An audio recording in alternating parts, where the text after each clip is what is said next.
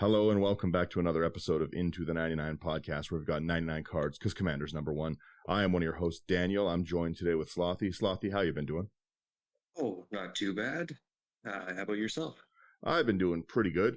I was just sick last week, and yeah, sorry guys for the miss of an episode. I think honestly we may go to one every 2 weeks. Kind of message us, let us know what you guys think. We actually tend to have like a lot of people reach out to us when we miss a week, so thank you for everyone who's like messaged and asked if everything's okay and stuff. Let us know, do you guys want weekly? Do you want more than once a week? We just got to figure out our schedule with summer being so busy, and my new job, for anyone who hasn't been paying as much attention, really keeps me busy. I'm working a lot, so it's been good. We're never gonna forget about you guys. We love making content, so don't think the show's going anywhere. But yeah, I just wanted to say again, sorry that we missed last week. I was very, very sick, and I wasn't doing well. Yeah, but in happier news, we've started getting Dominaria spoilers, and I've actually not been as excited for a set as I have with some of these spoilers. Like, there's a lot of really, really fun stuff to build. I'm still a little annoyed for a lot of people who've heard me talk.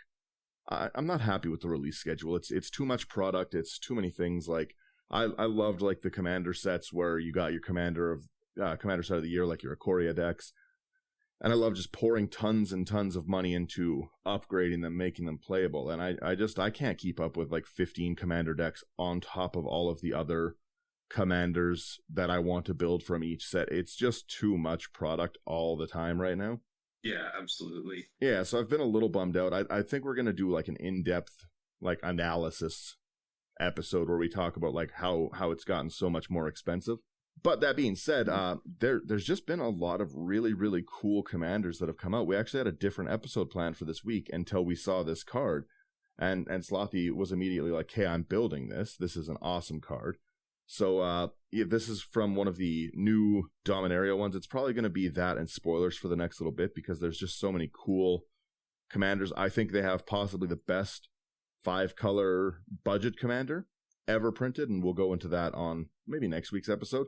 But yeah, without further ado, let's get into the rant of this and tell them what you found that you like. Yeah, so this is Ramses Assassin Lord, 2 blue and a black for a 4/4 human assassin with death touch. Other assassins you control get +1/+1, and whenever a player loses the game, if they were attacked this turn by an assassin you controlled, you win the game. Cards that say you win the game are always decent. They're really fun to build around. Yeah, and having one in the command zone, I don't know. Have we had one that says you win the game in the command zone before? No, I think a Trata is you lose the game, or that player loses the game, right? Yeah. So you win the game from the command zone is pretty interesting. Yeah, absolutely. And it itself being an assassin, you don't even have to damage them with an assassin. You just have to have attacked them with an assassin. Yep. But whenever a player loses the game, if they were attacked this turn by an assassin, you controlled, you win the game. So yeah, anything that is gonna kill players, like anything that will kill a player, will make you win the game. You only have to focus on one, and generally speaking, by the way, I'm seeing where this list is going as well. I won't even get into what I said. Yeah, I was saying having to kill only one player is significantly easier than trying to kill 4. Yeah, absolutely. And technically speaking, you don't even have to be the one to kill them. You just have to have attacked them. So like if somebody's got like lava axe, for example, was the card I was looking at earlier, and they can flash that in. If you attack them, you still win. Oh, that's really funny. So if you and I were playing a 2-headed giant game, for instance, I can just lightning bolt one of the players and kill them? Yes. That's hilarious. Yeah, the fact that, number one, it itself is an assassin. Because if this wasn't an assassin, but let your assassins win the game, it would still be a very interesting commander. But, like, again, think how easy, like, you only have to commander damage one player to win the game, essentially, right? So you can go a lot of directions with this. You can suit this commander up, but you really only have to focus on killing the weakest player at the table to win the game. Yeah, absolutely. And if people aren't really paying attention or don't really understand how the deck's going to work as much, they might just be leaving you alone because you're attacking the weaker player. Yeah, but really it feels like as soon as somebody starts to get low on life, everybody's going to try to gang up on you if they know what this deck is trying to do. Yeah, I think that this is like a really, really cool commander option. I was pretty excited to see it when you sent it and you're like, I want to build this. And I know that Dimir is a color pairing you like. Like, it's got all of the control stuff you like. You're good to go. Yeah, exactly. Like, I've already built 2.5 decks with this commander, and it was spoiled Thursday. Oh, you just love this one, hey? I absolutely love this one. Let's jump into your artifacts first, because they seem like a pretty good start. We've got Arcane Signet, of course. It's just good ramp in a deck color that isn't going to ramp hard. 2 mana, you tap it, you add 1 mana of any color in your commander's identity. It's going to be solid in every kind of deck, really, like, short of running mono, unless I guess you're running mono white or something and you need the more ramp. Yeah, exactly. But yeah, Arcane Signet, I feel, just has a place in most decks. It's almost on that same level as Sol Ring. Its reprint just brought it down to a point. I remember back in like Eldraine, I think it was, when that came out, when people were buying them for $12 for an Arcane Signet or something. Yeah, that was insane. That was rough.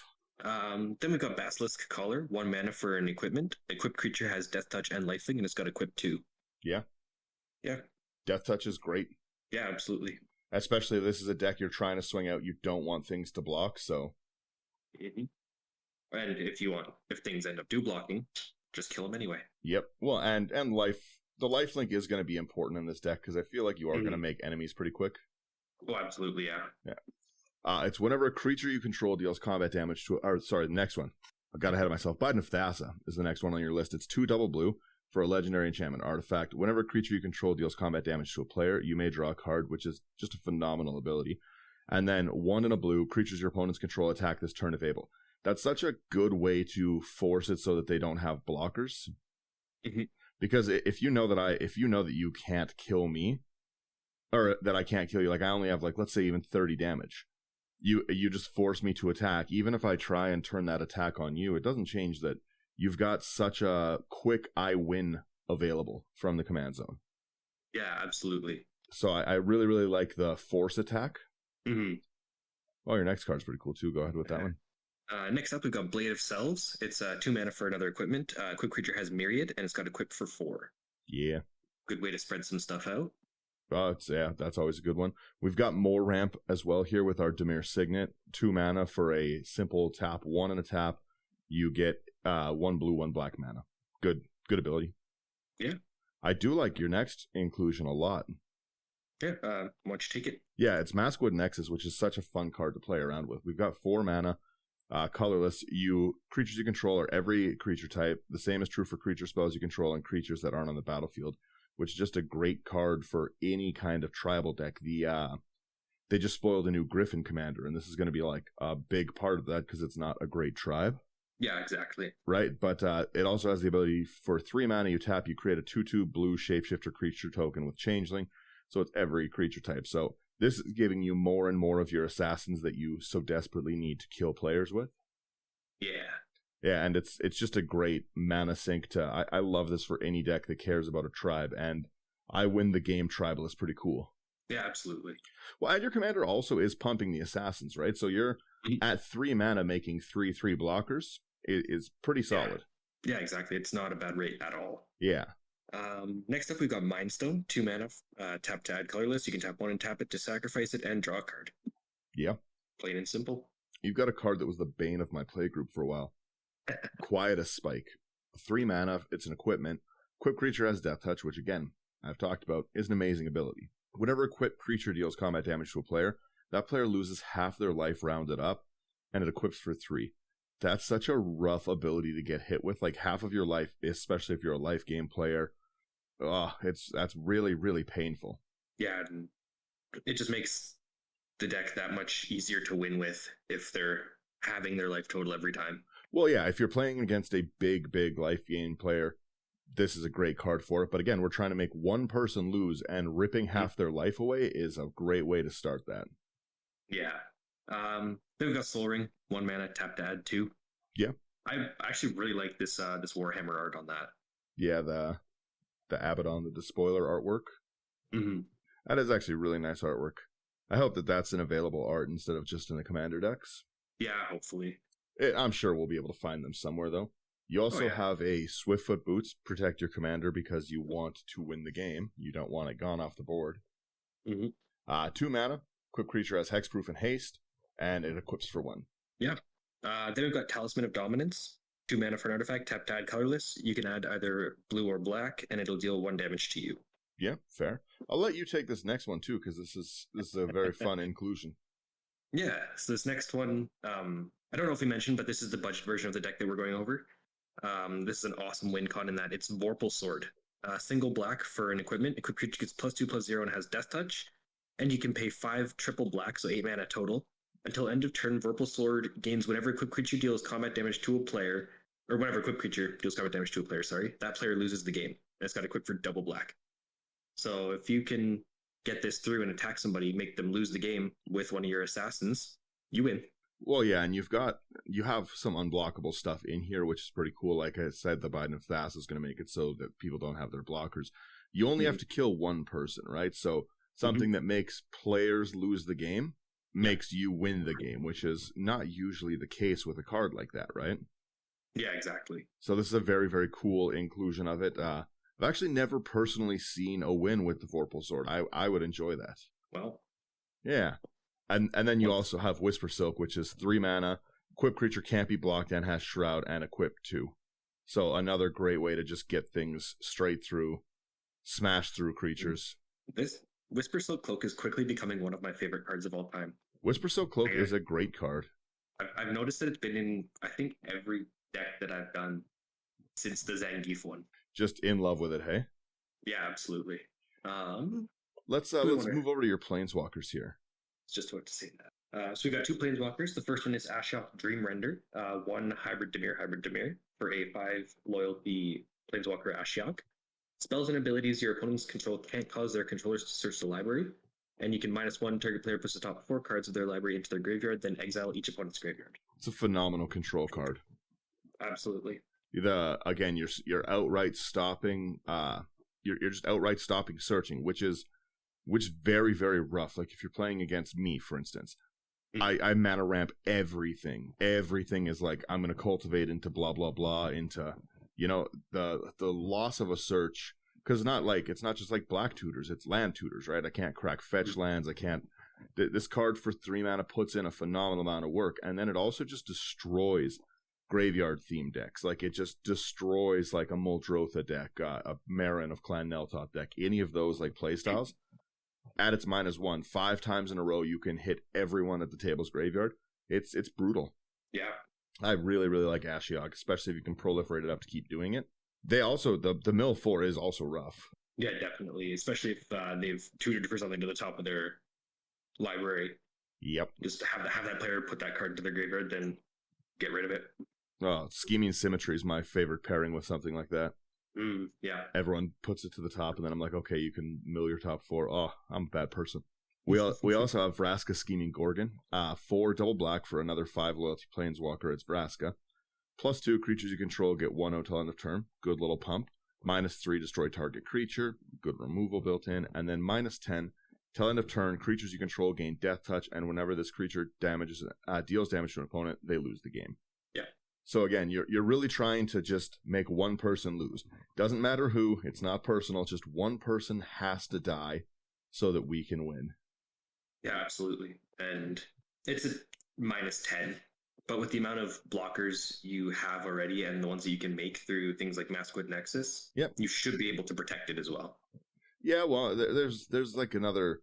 You could also really, really easily, like you've got black. You could even if you didn't go Assassin Travel, you could pump really, really hard into Infect. If you only have to infect one player, like an Infect Proliferate theme, you could proliferate that up, no problem. But getting one person to 10 Infect counters and attacking them with your commander at the same time isn't hard. Yeah, exactly. Yeah, this commander's, I think, going to see a lot of play and a lot of really, really salty play, which I think is fun. Like there's going to be a lot of powerful Ramses decks, I think. Yeah, I'm very excited. I love this commander so much. Yeah, it's a pretty interesting one. They even let's go into your enchantments here. We've got Aqueous Form again. Enchanted creature can't be blocked whenever enchanted creature attacks. Scry 1 for 1 blue mana.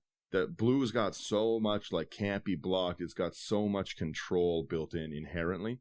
Black has the ability to make people lose with stuff like that Vorpal Sword. Like you're really, really able to just go hard at one person. This is the revenge deck, kind of, because we've all had those games where someone's annoyed us and we're like, we're going to kill that one player. I'm going to get him. Yeah, exactly. And then usually you lose because you've ignored the other two players and let them build up a board state. But with this, this is a fun revenge deck, I think. Mm-hmm. It just looks fun to play so far entirely. Yeah. Yeah, like I'll even take your next one here. You've got Cloak of Mist as well. Another 1 and a blue, enchantment aura, enchant creature can't be blocked. You've really got the ability to get through a lot of the time. Yeah. Next up, speaking of the infect, we've got Phyresis, 1 and a black, enchant creature has infect. Yep. Yeah. That's pretty rough. You've got some mono blue stacksy stuff. You've got propaganda, 2 and a blue. It's an enchantment. Creatures can't attack you unless the controller pays 2 for each creature they control that's attacking you. This card has wrecked my day in so many token decks. Mm-hmm.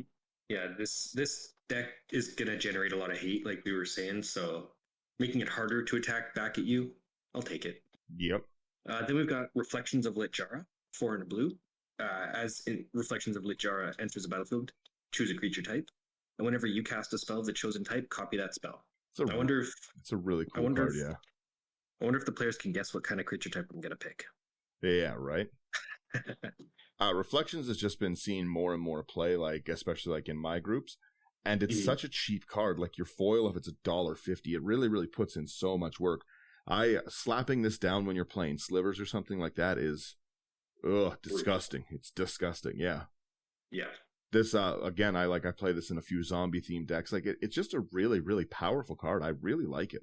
Yeah, this one it's really, really fun. This one I think is this one's in my will help deck as well. Yeah, I'm in the middle of building a Animar deck, and I ended up getting a second one of the new artwork of the Animar. It's just beautiful, and I want to build an Elementals Animar because I've never built one. I think it'd be fun to I think it's going to be less powerful than like the Eldrazi themed monstrosity that is my normal Animar deck.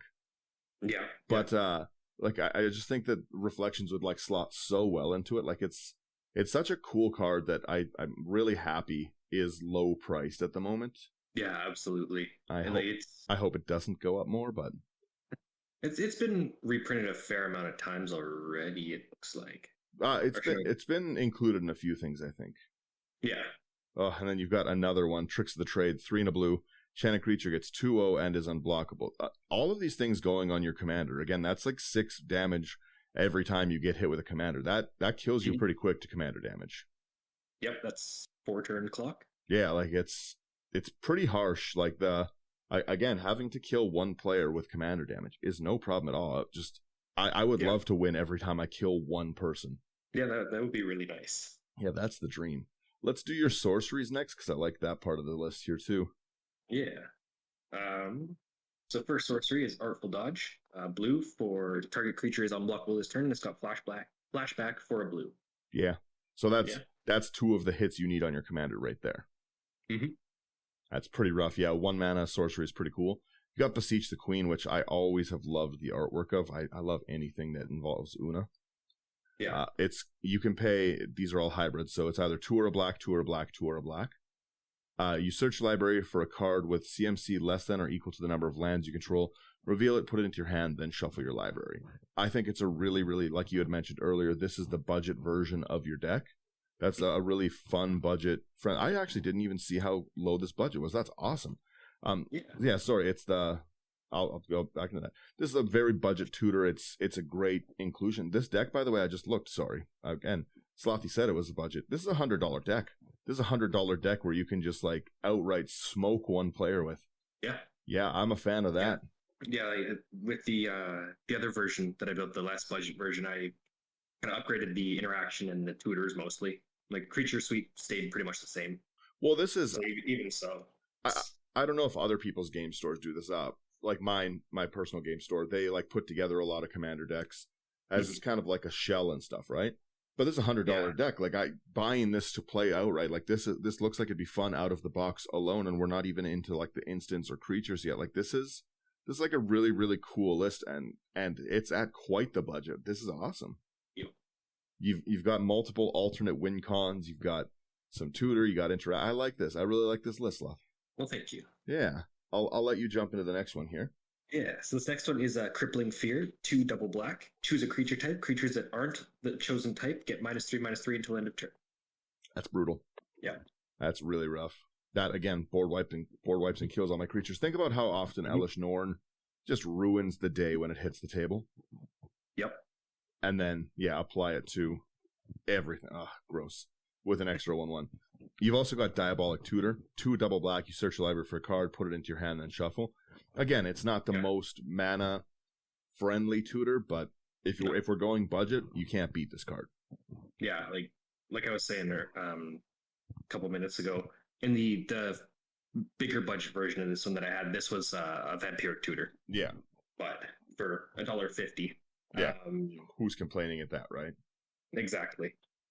Then we've got Feed the Swarm, 1 and a black. Destroy target creature or enchantment an opponent controls. You lose life equals that permanent's mana value. A good way to get rid of, if somebody is playing a propaganda against you, and you want to do a big alpha strike just to win the game, it'll just get rid of that. Yeah.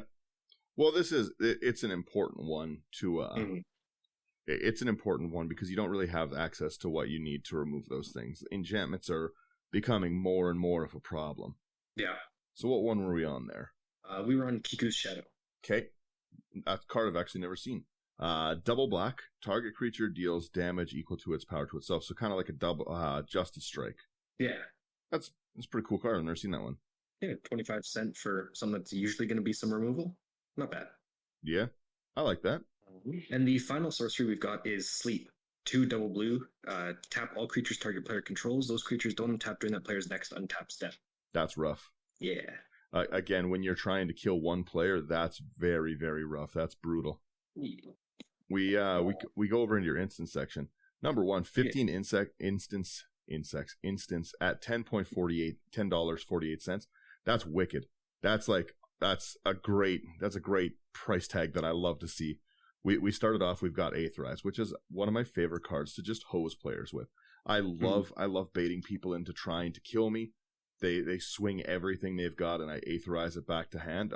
3 and a blue, return all attacking creatures to their owner's hand. It's a rough card. Yeah, I really, really like this one. Oh, Aetherize. Aetherize can change the game. Mm-hmm. It doesn't see enough play. No, I definitely agree. And the next one is another one of, I think, both of our favorite cards this year so far, we've said. Yep. An offer you can't refuse. Single blue, counter target non-creature spell. Its controller creates 2 treasure tokens. I think it's a phenomenal card. I'm more than happy to 1 mana give you 2 treasure tokens and you don't get your Psych Rift. I love this card. I think it's great. I think it's wonderful interaction, and especially at how cheap it was. Like it's creeping up in price. I wasn't wrong. I bought like 100 of these. Yeah. Yeah, and I think I bought them at like the 25 cents they were or whatever it was. And they've really gone up. They're like $250 now. It's one of the most expensive parts of your removal suite in this deck.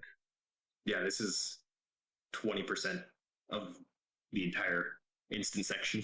It's an offer you can't refuse is just phenomenal removal. Like so many people have been like, I don't want to give anyone anything, but like this is essentially a swan song. You're just not giving up a blocker. Like, and it.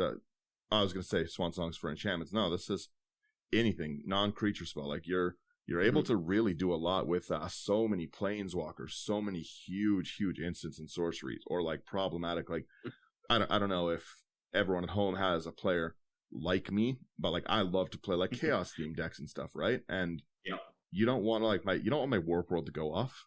No one does. No one but me. I think it's hilarious. It's the I can't even think of off the top of my head. I play it in so many decks. It puts you reveal cards from the top until you reveal something that shares a type, and you cast that.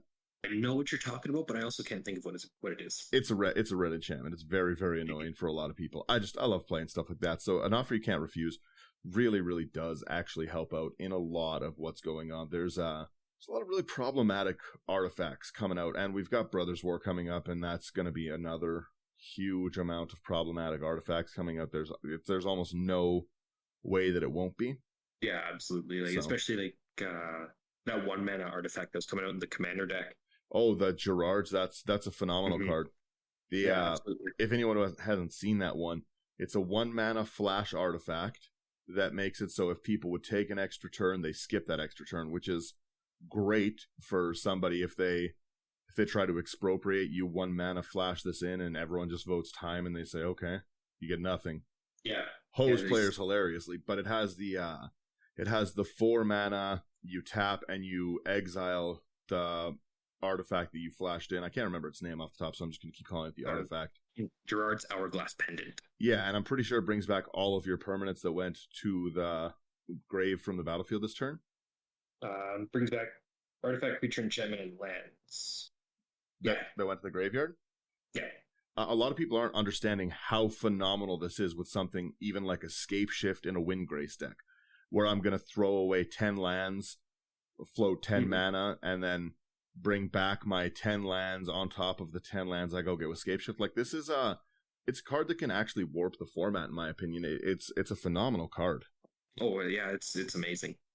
Yeah, I'll go over it for sure during spoilers as well, because it's silly. There's actually, like I said, there's lots of really, really cool singles for this new set. So yeah, definitely. Yeah, back into our list here that isn't the new set. We've got Cancel. It's 1 double blue, just counter target spell. Straight out, no. Yeah. Then we've got Counter Spell, double blue, counter target spell. The old 2 untapped islands threat, yeah. Yeah. Then we've got Dissolve, 1 double blue, counter target spell, and Scry 1. Yeah. A lot. You do run more counters than I pretty much run in anything. Yeah, it's because of the way that you play. We've got Doomblade as well, which is I really, really have always loved the artwork on. And it's always been cool removal for my kind of play groups. But 1 in a black, you just destroy target non-black creature. There's going to be more than enough stuff that doesn't care about the black coloring. It's a great instant. Yeah. And then another one that used to be up there in price but is coming down is Drown in the Lock. Blue and a black. Choose 1 counter target spell with converted mana cost less than or equal to the number of cards in its controller's graveyard. Or destroy target creature with converted mana cost less than or equal to the number of cards in its controller's graveyard. So there's a lot of things that can destroy a lot of things, especially in the creature section here. So that's not a problem to hit. Yeah. Drown in the Lock's a cool card. Yeah, I've always really, really loved it. I love the next card on your list. Fact or Fiction has always been just a card that I am a huge fan of playing. I love having to interact with the table and talk to players, and Fact or Fiction is a card that you must do that with. 3 in a blue, reveal the top 5 cards of your library. An opponent separates those cards into 2 piles, 1 into your hand and the other into your graveyard. It's generally pretty hard to figure out what you want to give someone, because even the 5 worst cards in their deck are still going to be things that they want in their hand, right? Yeah. So, like, trying to split them up, like, you're going to have 2 in one pile, 3 in one pile, like, okay, well, you can have your Psych Rift or these 4 cards. Fact or Fiction really, really does give you a hard choice in a lot of decks. Yeah, definitely. It's fun. I like Fact or Fiction. Yeah. Next up, we've got Go for the Throat. 1 in a black, destroy target non-artifact creature. Yeah. Again, just solid removal. We've got Murder. 1 double black. Again, more destroy target creature. Instant. Just destroy target creature. I really like Hero's Downfall. I've been running a bunch of decks right now to get rid of legendaries, because so many decks function on their commander. I find that like a great budget one as well. Yeah, true. Next up, we've got Negate, 1 in a blue, counter target non-creature spell. Yeah. I like that artwork for Negate. Yeah. What's that one from? Zendikar. That's the Zendikar Rising. That looks great. I actually haven't seen that one. Oh. I probably have a bunch of them somewhere, but that's really cool artwork. We have Perplex. 1 black, 1 blue. You counter target spell that lets the controller discards his or her hand. That's brutal. And then it also has Transmute. 1 blue, or 1 blue, 1 black. Discard it, search your library for a card with the same CMC as this card, and put it into your hand, reveal it, then shuffle. This being able to go fetch your Whisper Soak Cloak, like anything like that's going to really, really put a lot of work in. Your Quietus Spike is also at 3 mana. Like that. Yeah, there's a lot of really, really cool things that you can go and grab. We haven't been into creatures yet, but I'm sure there's a few in there. Oh yeah, there's a couple. Yeah, it also gets your propaganda, which can save you from someone swinging out and brutally killing you. Yep. I just really, really like that. Like, throw your hand out or counter. You better really, really like that spell that you're trying to cast. Yeah, that's gross. Then we've got Sinister Sabotage, 1 double blue, counter target spell, and Surveil 1. Yeah? Yeah. You run so much interaction stuff. You got Tragic Slip. 1 black mana. Target creature gets -1/1 until end of turn. And Morbid. That creature gets -13 and -13/13 until end of turn if a creature died this turn. That's really, really hard to live through. Yep. And it's very, very easy to get that Morbid trigger off in this deck. There's not many things in Magic that can survive a -13 like that kills an Ulamog. Yeah. That's rough. And for 1 mana. That also kills an Ulamog on the Annihilator trigger alone.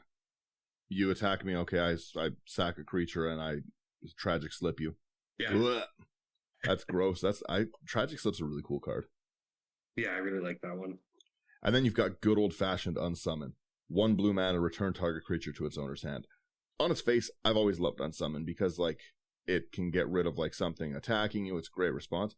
But it's also just great to annoy people. If they've just, like, played something that's, like, expensive and they've just gotten it out, and then you wait until your end step and put it back in their hand, you've, like, essentially wasted their entire last turn.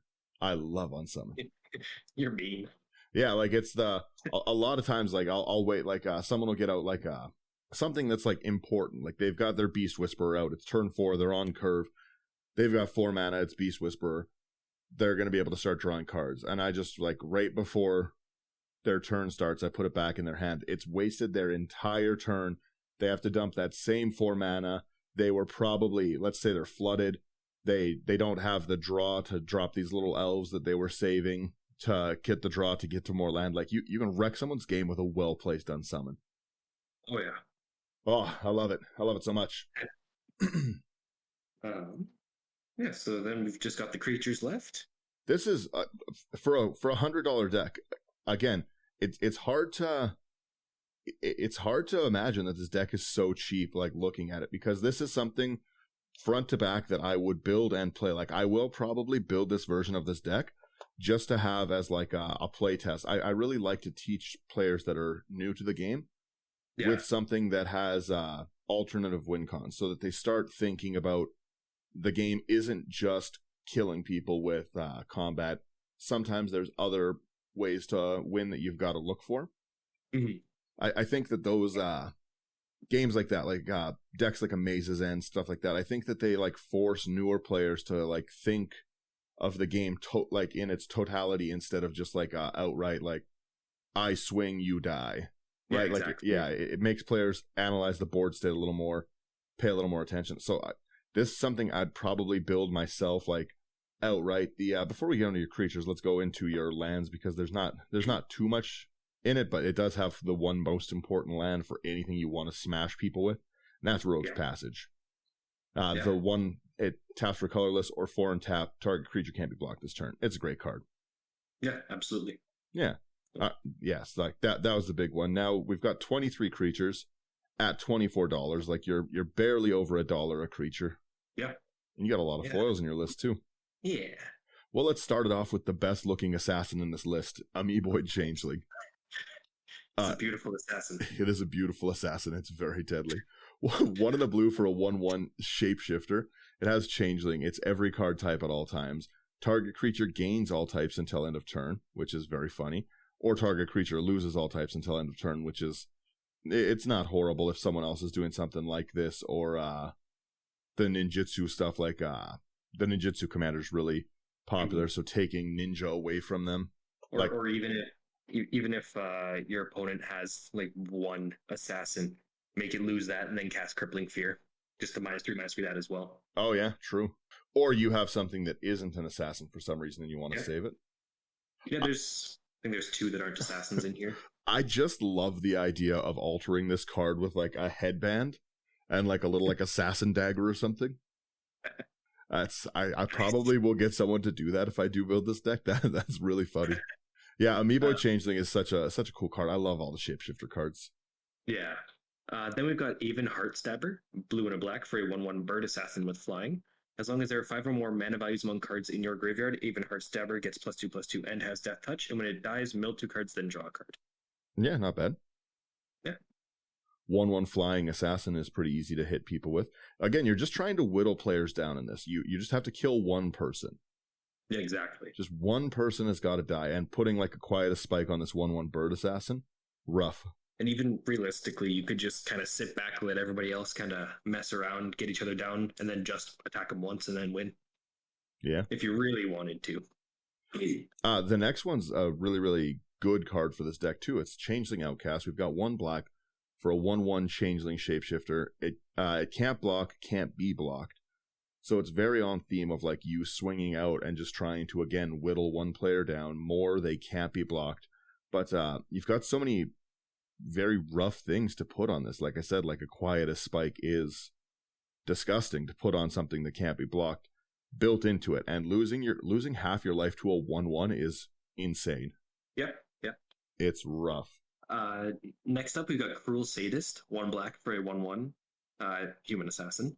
You can tap a black and tap it to pay 1 life, put a +1/+1 counter on Cruel Sadist, or 2 and a black and tap it to remove X +1/+1 counters from it, and it deals X damage to target creature. It's kind of cool. Yeah. Self buffs with life. There's I play a lot of life themed life loss decks. This would actually be really fun in Belladross. Yeah. Love paying life in Belladross. We have Dark Imposter, which has always been a phenomenal assassin and mana sink. 2 and a black for a Vampire Assassin, 2/2. It has 4 double black. You can exile target creature and put a 1/1 counter on Dark Imposter, which is already phenomenal. The ability to just blow someone's like important creatures off the board at 6 mana is wicked, no tap needed, but it also gains all the activated abilities of all creatures exiled with it. So if you've got a lot of mana in a deck like this, like you can really, really put a lot of work in with Dark Imposter. Yeah, absolutely. Really fun to hit someone's like Priest of Titania and suddenly Dark Imposter taps for 20 because there's 20 elves out. Yep. Then we've got Deep Channel Mentor, 5 and a blue for a 2/2 Merfolk Rogue. Blue creatures you control are unblockable. Yeah, that's a problem. Yep. That's a pretty big problem. Yep. You've got a Trad of the Silencer. We've got 2, 1 blue, 1 black for a 3/5 Vampire Assassin. Cannot be blocked. We love that. When a Trad deals combat damage to a player, exile target creature that player controls. Again, a phenomenal ability in black and blue. Then you put a hit counter on that card. That player loses the game if they own 3 or more exiled cards with hit counters on them. Exile or a Trada gets shuffled back into its owner's library. Yep. Yeah, that's pretty good. It's an assassin. It's another possible way to win the game. You could realistically switch this out as the commander and still have a fun deck with this, so you've got a nice alternative commander in the deck. Yeah, absolutely. But you want Ramses. Yeah, of course I do. Then we've got Guildsworn Prowler, 1 and a black for a 2/1 Tiefling Rogue Assassin with Death Touch, and when it dies, if it wasn't blocking, draw a card. That's really cool. Yeah. So you've got that really makes you change up like what you're thinking about when you're swinging. Like, do I take this 2 damage, or do I lose a creature and give them draw? Exactly. Yeah, that's actually a really cool card. A very cool common. That's from Baldur's Gate, I assume. Yes, and it gets a little bit tougher when Ramses is out because do I take the 3 damage? Yeah, or do true. I kill it? Well, and a 3/2, right? Yeah. Mm-hmm. Then we've got Hired Poisoner, single black for a 1/1 Assassin with Death Touch. Again, same problem of like, do I throw a creature away at 1? Because you're not going to attack. A deck like this isn't swinging into token decks, right? You're not trying to you're trying to get through whoever is in the worst position possible. Whoever's missing their land drops, whoever has wronged you, whoever's like a spellcaster type deck, right? You're just going to keep swinging these little 1/1 pips. Like this can hit the board turn 1, and there's a lot of decks that can't afford to lose their creature so early in the game, right? Like no one's trading a Llanowar Elf, like a 1/1 Llanowar for a 1/1 Death Touch Assassin, right? That's not a trade. Yeah. You need that Llanowar mana. So yeah, this is the amount of Death Touch and the amount of annoying things in here I really, really like. You've also got Kiku Knight's Flower, a card I've also never seen. 2 black for a 1/1 assassin, and it has 2 double black. Tap, target creature deals damage equal to itself. It damages itself with its power. which is really fun with an infect thing. Like anything that's infect, indestructible, any problems like that, really does work. Yeah, Blightsteel will kill itself that way. Yep. Gross. Then we've got... Kiku's a pretty cool card. It also goes with the Kiku's Shadow thing, the same ability. Very cool card that I haven't seen, and a on-theme assassin. Yeah. Then we've got Lazov, Dimir Mastermind, a 3/3 legendary shapeshifter for double blue, double black. It's got hexproof, and whenever a creature card is put into an opponent's graveyard from anywhere, you may have Lazov become a copy of that card, except its name is Lazov, Dimir Mastermind. It's legendary in addition to its other types, and it has hexproof and this ability. That's pretty cool. Yeah. That's pretty cool, I'll give you that. You have Mary the Killing Quill. 1 black for a vampire assassin.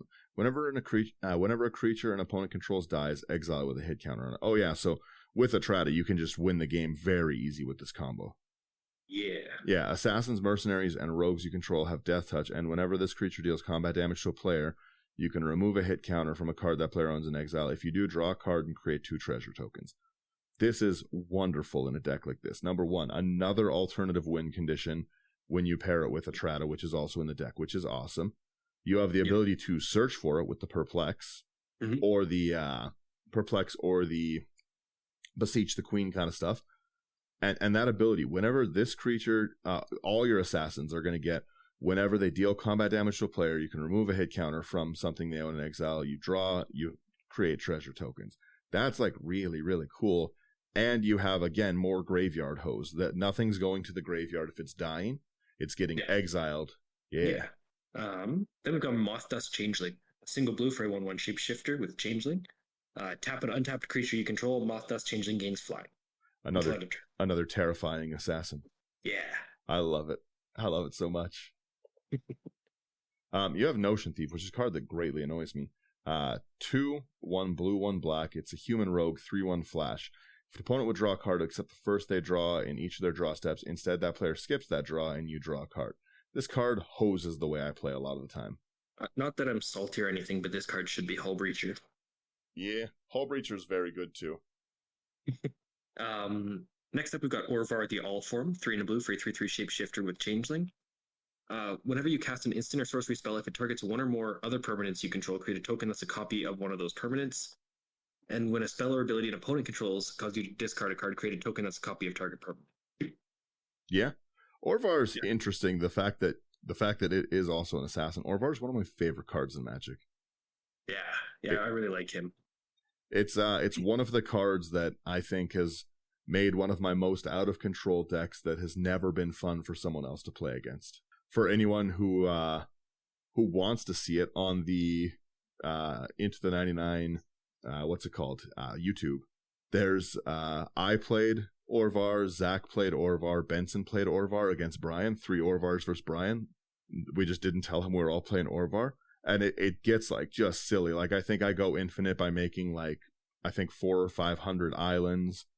It's pretty rough. And then like capsizing everyone's field to their hand and pass it. I was being a real problem that game. The artwork, I've got the other artwork of Orvar, and I didn't know how much I liked this one. Yeah, it's really, really cool, that one. Like it's a pretty cool getup he's wearing. Yeah, Orvar's a great card. We also have Ravenloft Adventurer. It's 3 and a black for a human rogue assassin, 3/4. When it enters, you take the initiative. If a creature an opponent controls would die, instead exile it and put a hit counter on it. Again, more hit counter stuff, awesome. Whenever Ravenloft Adventurer attacks, if you've completed a dungeon, defending player loses a life for each card they own in exile with a hit counter on it. That's not so much going to matter. Just the ability to, realistically, like you could just like board wipe, and they all like there's 10 things in exile with a hit counter, and then you just play Atrata and win the next turn. Yeah, exactly. A 1-turn clock on hope you're holding removal. That's rough. A very cool card. Then we've got Royal Assassin, 1 double black for a 1/1 human assassin. You can tap it to destroy target tapped creature. Yeah, that's gross. I like Royal Assassin a lot. Yeah. You have Scarblade Elite, 2 black for an elf assassin, 2/2.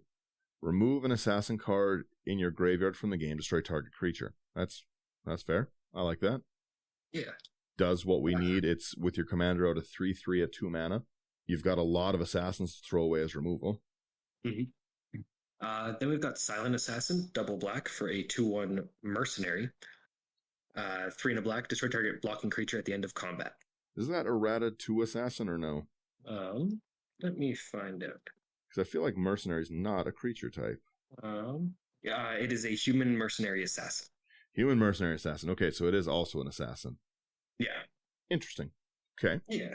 Then you have Silumgar Assassin. 1 in the black, human assassin, 2/1. Creatures with power greater than it can't block it.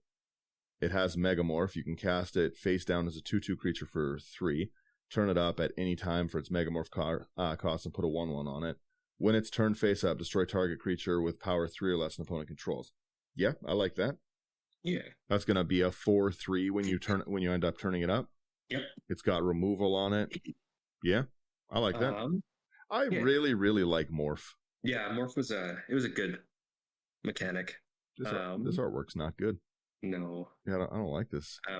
It's Stalking Assassin, 1 blue and a black for a 1/1 assassin. Tap 3 and a blue and tap it to tap target creature, or 3 and a black and tap it to destroy target tapped creature. Yeah, I like that. Yeah. Cool abilities. Absolutely. You can take this next one. The next one is Cicada Assassin, 1 double black for a 1/1 assassin. Cicada Assassin can't be blocked except by artifact or black creatures, and if it attacks and is not blocked, defending player gets a poison counter. If any player has 10 or more poison counters, he or she loses the game. I like that. Yeah. It's basically an unblockable 2/2 with your commander that gives poison counters every turn. Yep. That's gross. I like that. That's cool.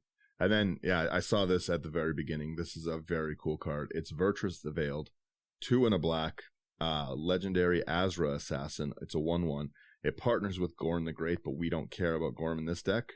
We care about the Death Touch, and when Virtus the Veiled deals combat damage to a player, that player loses half their life rounded up. Yeah. That's rough.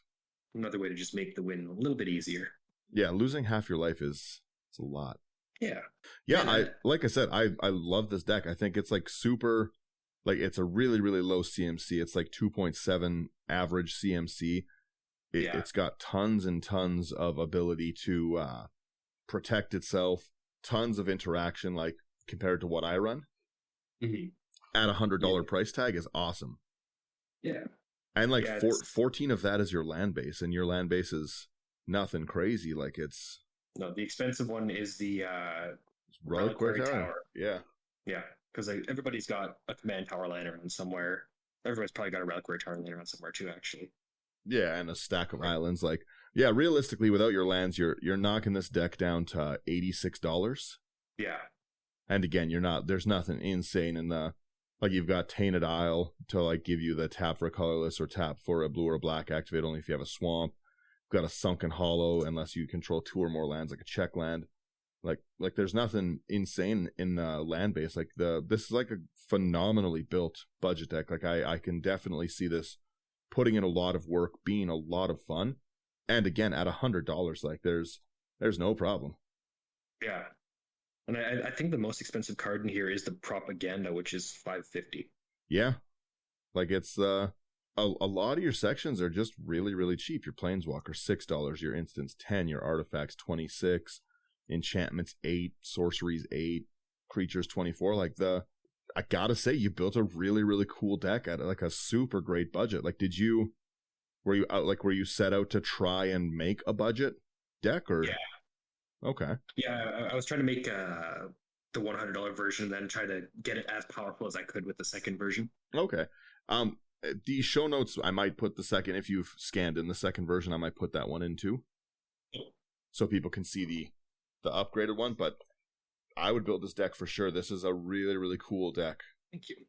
Yeah, like I said, it's always fun to see the kind of stuff you build because it's so different than what I would build. Yeah.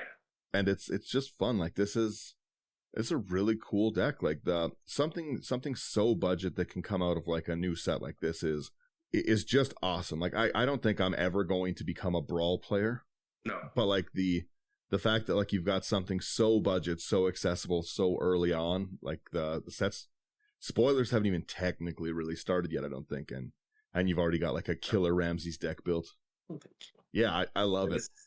This is a 10 out of 10 for me. I really like this one. I'm probably going to build this deck. Sweet. Maybe we can go to the shop one day and play them against each other. Or just go double team someone against go wreck someone's night like with unblockable nonsense. No, I promise our Ramses are different. Yeah. Our Ramses aren't so different, they're friends, but yeah, no, I really, really like this. I think that you built a very, very cool deck. Let us know if there's anything you guys that's the episode, by the way. We're done with it. That's it. That's all you get for $100 budget. Let us know what you guys would have put into this Ramses deck, what you'd take out kind of thing. Obviously, this is a budget version, so you can upgrade the power, but do you need to? Like, I'm gonna build this deck, so I will let everyone know how it plays probably next week. I'll just take one of the infinity tokens and I'll draw myself a Ramses. I think it's really fun. Thank you so much for listening to the episode. Check out our website, intothe99.com, for all of our content. We post articles, we interact with our community and stuff on there. We're very active on Discord, Instagram. If you get a chance to give us a rating on Spotify or Apple Music, that really helps people find us, makes so we can do more stuff as well.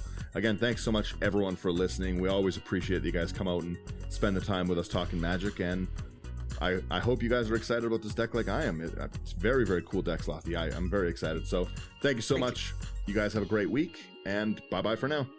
See ya.